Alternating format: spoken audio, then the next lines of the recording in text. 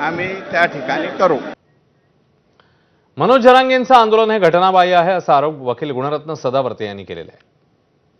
या आंदोलनाला आपण असंविधानिक कृत्य करणारं आंदोलन, संविधान विरोधी आंदोलन, देशहितविरोधी आंदोलन, देशाच्या राष्ट्रीय एकात्मतेच्या विरोधातलं आंदोलन आणि म्हणून यांना तातडीने अटक करणं हे अत्यंत आवश्यक आहे अशी मागणी देखील मी करतो.